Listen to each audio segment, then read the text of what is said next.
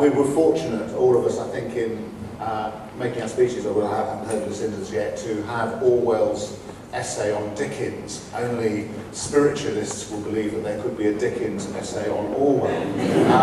And this actually does give my side of the argument something of an advantage, which I intend ruthlessly to exploit. Orwell in that essay said that you shouldn't be forced to choose between, say, Dickens and Tolstoy any more than between a sausage and a rose. And in our early votes, the votes at the beginning, actually it was fairly clear what you said. You said that sausages go to Orwell and for roses go to Dickens. And so, unfortunately, this is a debate about sausages and not entirely about roses. And one of the things that we have to do is to make the distinction between the utility of both. And I'll just say one thing autobiographically, which I'll come back to at the end. In my house, when I was a kid, every single extant work of Dickens existed, not just in one volume, but probably they'd been passed down through various families, not through my father's side, but through my mother's. And so we had Martin Chuzzlewit in about 3 or 4 different versions, going right the way. I think the earliest printing had gone back to the 1870s and so on. I think it's not a totally uncommon experience in households to find that to be the case. There was not a single work by Orwell on any of the shelves in our house, not a single one. There wasn't a novel by Orwell. We'll come back to that in a minute. So I was brought up, of course, with the lush archetypes and characters that Dickens gives us, and that have now, if you like, entered into almost everybody's kind of understanding and notion of the English world of the 19th century and of character stereotype ever since. And you think you see aspects of people you see around you all the time in Dickens. It is an enormous strength.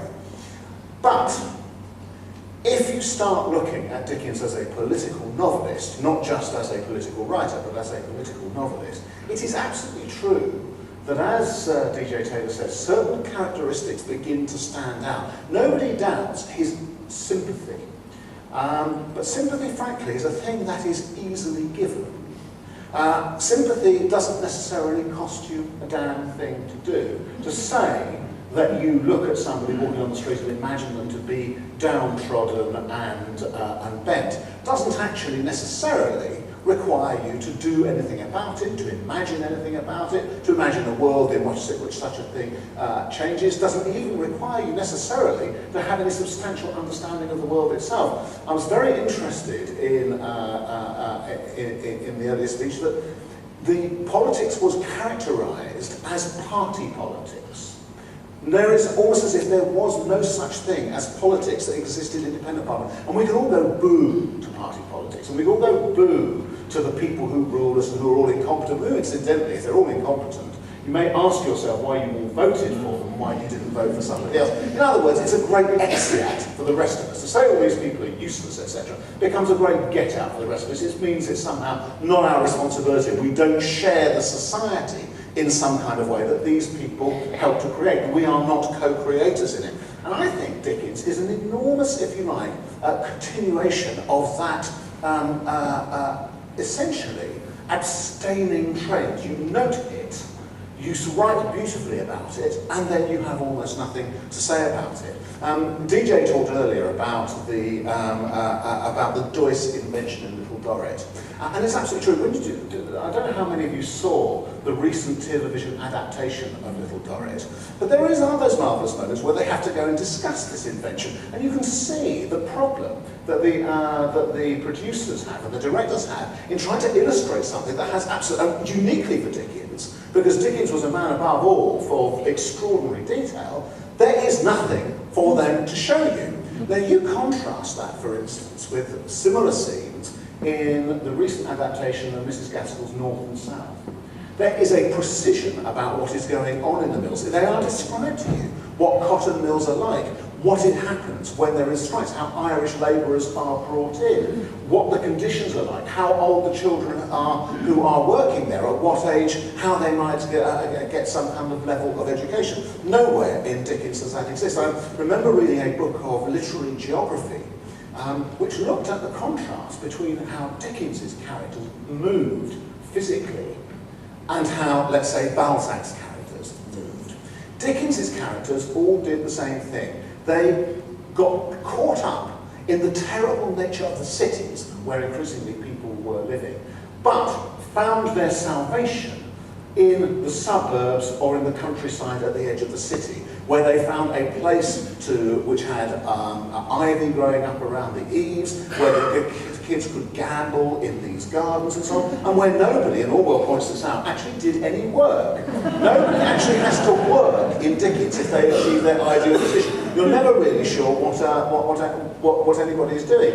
It is not that Bob Cratchit's role with regard to Scrooge is a bad one. It is that Scrooge is bad to Bob Cratchit. If you work for the Cheeryble brothers, then everything is absolutely fine. A, you won't have to do any work at all because the Cheeryble brothers don't actually do any work, nothing actually kind of emerges from it. And B, it is simply a matter of their largesse to you and everything is sorted out. Such a thing is unimaginable in, let's say, George Eliot. You cannot conceive of it happening in quite that way. Let's talk about the background against which Dickens did it. He does actually have two novels that situate themselves against the background of real social foment.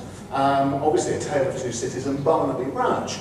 In both cases, the thing itself, the revolution, the uprising, any attempt to change the system is itself to be more feared than the current system. And what is best of all is some kind of nostalgic return to something that has been before, which is why, as Orwell points out, you have no description, or almost no description, of a journey in a railway carriage by Dickens. This is the railway age in Dickens, but you have plenty of really great accounts of people progressing by stagecoach. In other words, he is a nostalgist. He is the creator of that great English myth, the preferability of living in the countryside in some kind of way, and the preferability always of the immediate past over the present, let alone, as DJ says, of the future.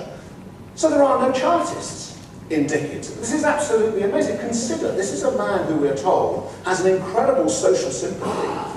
Right at the middle of the time when he is writing, one of the greatest movements of working people themselves for their self-enfranchisement rise up, has some of the biggest demonstrations and manifestations in British social history, and there is not a word about it. There is nothing you would not guess. You can read the whole of Dickens' novels, and you cannot guess that such things are happening. Now, that is a remarkable thing to say. It doesn't detract from his brilliance as a describer of things, but it does mean that if you read Dickens, you actually don't learn very much about the history of the 19th century, despite the fact that he wrote right the way through. Isn't that not quite a remarkable thing to say about a writer? Now, with Orwell, it's fairly obvious the position is entirely reversed. You can understand most of the history, the early part of the middle part of the 20th century, through reading Orwell. You can, obviously, in his factual writings. There aren't better journalistic and factual writings about politics than The Road to Wigan, Homage to Catalonia and so on. There are just not. But also, his absolute bravery in everything he does, in looking at the thing, not always fashionable by any means, and saying for what it is, but not allowing people anywhere to hide. Dickens is a hider. He allows you to hide behind his characters and to get lost in them. Orwell permits you, as the reader, nowhere to hide. It is you, politically, that are on trial with Orwell. And I'll come to an end by saying this, therefore. There is a reason why Orwell didn't exist in my household. My parents were both active members of the British Communist Party. They could live with Dickens in their house very, very easily, no problem at all. They found it much, much more difficult to live with Orwell in the